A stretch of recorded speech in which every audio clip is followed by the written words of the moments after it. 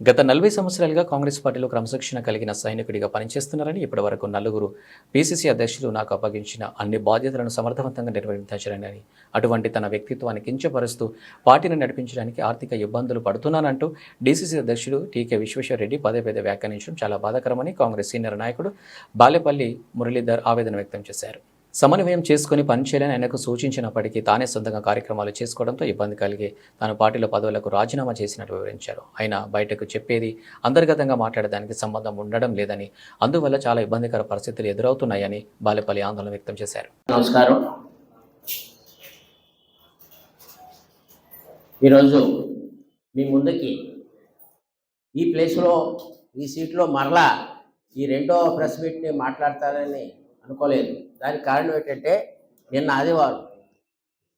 ఆదివారం కాకుండా అంతకు ముందు ఆదివారం నాడు నేను ఇదే సీట్లో కూర్చుని కాంగ్రెస్ పార్టీలో నాకున్నటువంటి నగరాధ్యక్ష పదవికి అలాగే రూరల్ ఇన్ఛార్జ్ పదవికి నా వ్యక్తిగత కారణాల వల్ల రాజీనామా చేస్తున్నట్టుగా ప్రకటించాను. ఆ రోజు మిత్రులు కొంతమంది దీనికి గల కారణాలు ఏంటి అని అడిగారు. అయితే నేను కారణాలు లేకుండా ఏ విషయం ఉండదండి. అయితే నేను ఏదో కారణం చెప్తే రేపు ప్రొద్దుట ఇదే సీట్లో కూర్చుని వేరే వారి యొక్క మైలేజ్ కోసమో, ప్రలోభాల కోసమో, మెప్పు కోసమో ఏదో మాట్లాడతారు.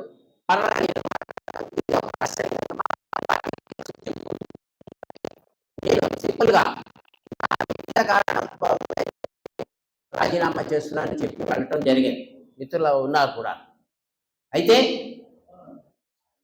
తదనంతరం మా పార్టీ జిల్లా అధ్యక్షులు విశ్వేశ్వరరెడ్డి గారు 2-3 ప్రెస్ మీట్లు పెట్టడం జరిగింది.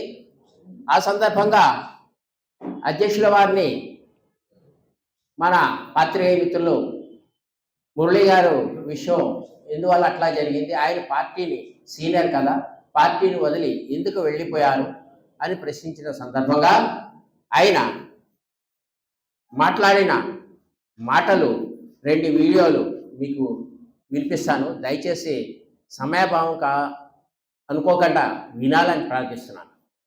అంటే వింటేనే మీకు ఒక అర్థం వస్తుంది.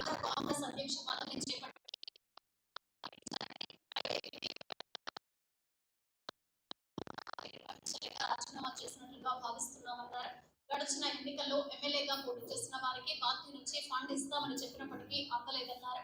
బరిలో దిగిన తర్వాత తప్పక ఆయన అప్పు చేసి ఖర్చు పెట్టడం జరిగిందన్నారు. తాను కూడా గతంలో ఎమ్మెల్సీ ఎన్నికల్లో బరిలోకి దిగితే కోట్ల రూపాయలు ఖర్చు అయిందని, ఉన్న స్థలాలను అమ్మేసి అప్పులు తీర్చినట్లు పేర్కొన్నారు.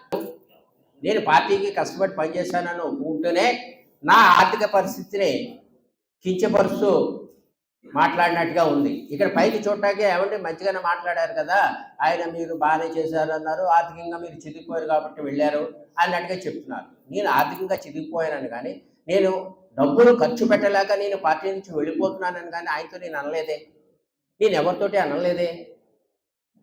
ఓకే, నా ఆర్థిక పరిస్థితి గురించి మీకు అనవసరం కదా.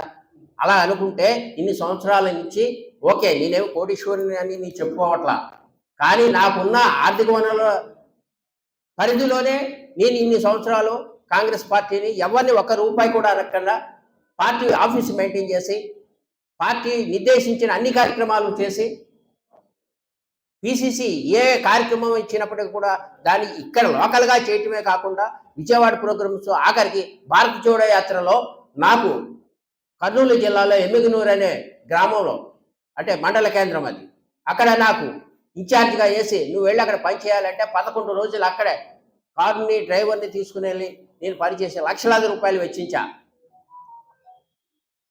అలాగే కాంగ్రెస్ పార్టీ ఆదేశిస్తే ఏ కార్యక్రమాన్ని చేశా, కాంగ్రెస్ పార్టీ ఆదేశిస్తే పోలవరం పాదయాత్రలో పాల్గొని నా వంతు సహకారాన్ని అందించి నేను చేశా. ఇన్ని చేసిన వ్యక్తిని మీరు ఒకటి గమనించాలి. అయ్యా, మీరు పైకి మాట్లాడేది ఒకటి, అంతర్గతంగా మీ ఆలోచన ఒకటి. ఏమిటంటే ఆయన వెళ్ళిపోవడానికి కారణం మాదేమి ఇబ్బంది ఏమి లేదు, పార్టీదేమి ఇబ్బంది లేదు, ఆయన ఇంకా భరించలేక చేయలేక వెళ్ళిపోయాడనే అర్థంతో మీరు అంటే నన్ను ఈ రకంగా ఆర్థికంగా నా వ్యక్తిత్వాన్ని హననం చేస్తూ మీరు మాట్లాడటం ఎంతవరకు సమంజసం ఆలోచన చేయండి. మిమ్మల్ని నేను క్రిటిసైజ్ చేయట్లా. మీరు పార్టీలోకి వచ్చి ఒక 4 నెలలు అవుతుందేమో, ఏమండి? వచ్చి ఇప్పుడే మీరు పార్టీ నడపడంత మాటలు కాదు. ఇట్లా మాట్లాడుతుంటే సంవత్సరాల కొద్దీ మోసిన వాడిని నేను, నాకు ఏ రకమైన గౌరవం ఇవ్వాలండి మీరు? సరే, ఒక విషయం చెప్తున్నాను వినండి. మా సోదరులు ఉన్నారు, రాజుగారో లేదంటే శారద గారు. నేను లోపలికి రాగానే అయ్యా నమస్కారం, ఒకసారి నమస్కారం పెడితే గౌరవం. ఒక 5 నిమిషాలు ఆగి రెండోసారి అయ్యా నమస్కారం. ఓహో, మర్చిపోయి ఉంటాడు ఇందాక ఆయన, మరలా నమస్కారం పెట్టారు. మరలా మూడోసారి 5 నిమిషాలు ఆగి మళ్ళీ నమస్కారం అన్నాను అనుకోండి, ఆయన నేను గౌరవిస్తున్నట్ట?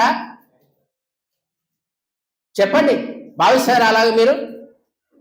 అలాగే ఏ ప్రెస్ మీట్ పెట్టినప్పటికీ కూడా ఆ ప్రెస్ మీట్లో ఈ సందర్భం ఎత్తడం, అది ప్రెస్ వారు ఎత్తినా లేకపోతే ఆయన ఎత్తినా, అక్కడికి వెళ్ళి నా ఆర్థిక మూలాల విషయంలో కానీ, నా ఆర్థిక ఒడిదుడుకుల గురించి కానీ, లేదంటే ఆర్థికంగా అతను చిన్నవాడు అని నా వ్యక్తిత్వాన్ని హననం చేస్తూ ఆయన మాట్లాడటం ఇది భావ్యం కాదు. నేను పార్టీకి సేవ చేసిన వ్యక్తిని, నేను మీ మీద నెపం కూడా ఇలా చాలా హుందాగా నా వ్యక్తిగత కారణాల వల్ల వెళ్ళిపోతున్నానంటే, మీరు అడిగినప్పుడు ఆయన హుందాగా చెప్పొచ్చు కదా, అవునండి ఆయనే చెప్పాడు కదా ఆయన వ్యక్తిగత కారణాల వల్ల వెళ్ళిపోతున్నారని. ఇంకా దాని మీద మనం మాట్లాడుకునే విషయం ఏంటంటే మీరేం మాట్లాడగా, ఎందుకంటే అనవసరమైన ప్రసక్తి.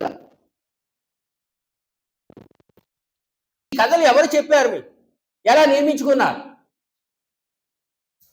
ఇది తప్ప కాదా ఆలోచన చేయండి. ఇకపోతే ఆయన నవంబర్ 5వ తారీఖున ఆయన నా దగ్గరికి, నా షాప్ దగ్గరికి రావడం జరిగింది. ఏమంటే అనేక సార్లు ఫోన్ చేశాను, మీరు ఎత్తలేదు. అధిష్టానం మాట్లాడమన్నారు, వచ్చాను, రండి గౌరవించాను. రాత్రి 9 గంటలకు ఆయన వచ్చారు. 10 గంటల 15 నిమిషాల వరకు నా దగ్గర కూర్చొని ఉన్నారు. ఆయన మాట్లాడేటంటే ఏంటండి మీ ప్రాబ్లం ఏంటండి అని అన్నారు. క్షమించాలి, సమయం ఇవ్వండి, ఎందుకంటే నా ఆవేదన చెప్పుకోవాలి కాబట్టి. ఎక్కువ మాట్లాడుతున్నా అనుకోవద్దు. మీ ప్రాబ్లం